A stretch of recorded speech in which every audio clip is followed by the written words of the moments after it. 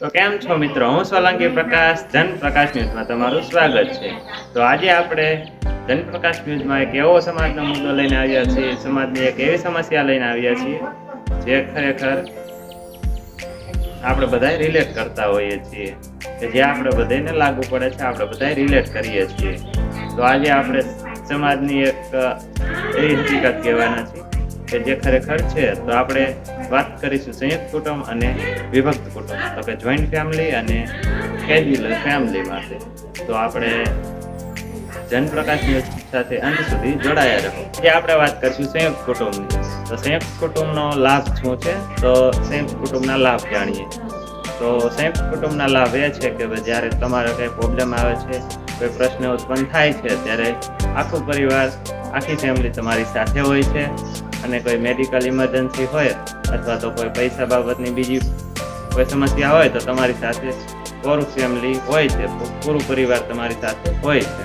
તો સંયુક્ત કુટુંબનો બીજો લાભ જાણીએ. તો સંયુક્ત કુટુંબમાં બીજો લાભ એ થાય છે કે ભાઈ દાદા દાદી, કાકા કાકી, મોટા બાપુ, મોટી માં અને સંપૂર્ણ વ્યક્તિઓનો પ્રેમ મળે છે. ભાઈ બહેન બધા સાથે હોય છે અને પોતાના માતા પિતાને તેના ઉછેર અને બીજી કોઈ ચિંતા રહેતી નથી કે તેનું ઉછેર કેવી રીતના થાય છે, તેને સંસ્કારો કેવા મળે છે. કારણ કે દાદા દાદી અને માતા પિતા તો હોય જ છે, કાકા કાકી, મોટા બાપુ અથવા તો મોટી માં બધા હોય છે સાથે, એટલો સંપૂર્ણ પરિવારનો પ્રેમ મળે છે, બધાના સંસ્કાર મળે છે અને ઘણી બધી બાબતો બાળકો તેમાંથી શીખતા હોય છે. તો આ એક સંયુક્ત કુટુંબનો લાભ થયો. તહેવારોની મજા, તહેવારો, ઉત્સવો બધા સાથે મળીને ઉજવે છે, તેનાથી એકલતા અનુભવાતી નથી અને તહેવારોનું સાચું મહત્વ અને સાચી ખુશીઓ મળે છે. તહેવારોનું સાચું મહત્વ સમજી શકીએ છીએ અને તહેવારો વ્યવસ્થિત ઉજવાય છે અને બધા સંયુક્ત કુટુંબ હોય તો ત્યાં બધા ખુશહાલ રહે છે. તો આપણે વાત કરી સંયુક્ત કુટુંબના લાભોની. તો હવે આપણે વાત કરીશું સંયુક્ત કુટુંબના ગેરલાભની.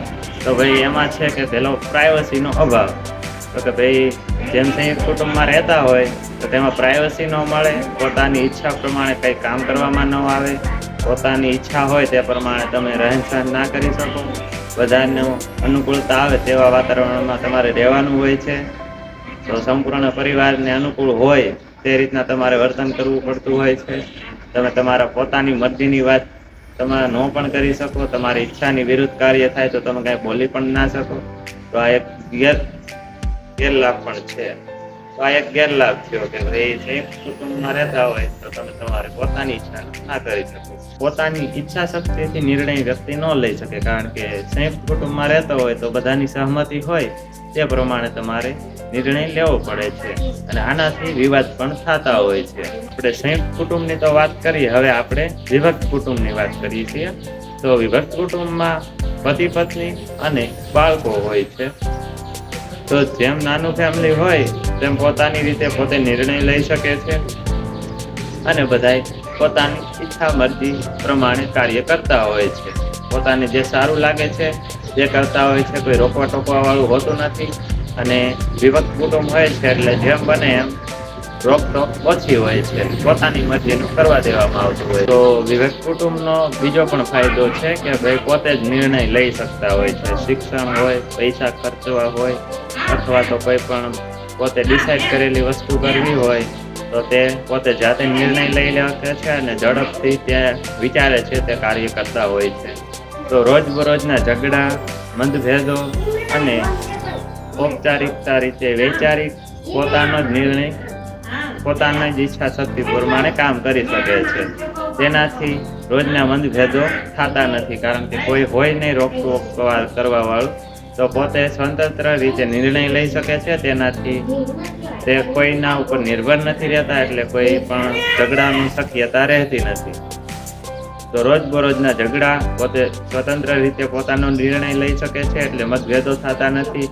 ઔપચારિક રીતે પોતાની જ વિચારો અમલમાં લાવે છે, એટલે કોઈ પણ રોકવા ટોકવા વાળું હોતું નથી. તેનાથી પોતે જ નિર્ણય લે છે. તો આ એક વિભક્ત કુટુંબનો લાભ છે. તો હવે આપણે વિભક્ત કુટુંબના ગેરલાભોની વાત કરીએ. તો વિભક્ત કુટુંબમાં જ્યારે તહેવાર હોય અથવા તો માંદગી હોય, તમારા ઘરે કોઈ પર્સન બીમાર પડ્યું હોય તમારા ફેમિલી મેમ્બર, તો ભાઈ તમને કોઈ સહકાર આપવા વાળું હોય નહીં.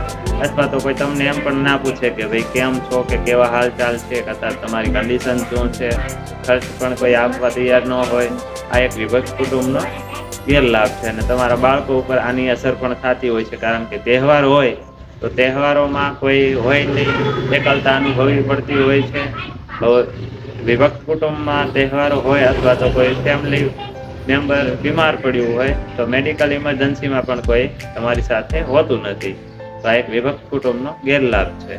અને જો તમે વિભક્ત કુટુંબમાં રહેતા હોય તો બાળકોની દેખરેખમાં પણ અસર પડી શકે છે, કારણ કે જો તમે નોકરી કરતા હોય અથવા તો કોઈ તમે વ્યવસાય કરતા હોય તો તમે તો વ્યવસાયમાં હોય અને બાળકો ઘરે એકલા હોય તો બાળકો એકલા પડી જતા હોય છે અને સ્ક્રીન ટાઈમ વધી જતો હોય છે, કારણ કે સ્કૂલેથી આવી હોમવર્ક પૂરું કરે છે અને પછી એની પાસે કાંઈ કાર્ય હોતું નથી તો તે મોબાઈલ જોવે છે, ટીવી જોવે છે અથવા તો લેપટોપમાં ગેમો રમતા હોય છે.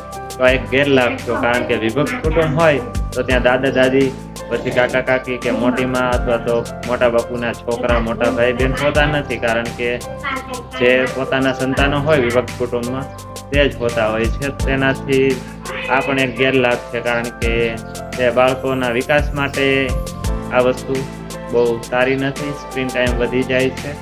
તો આ એક વિભક્ત કુટુંબનો ગેરલાભ હતો.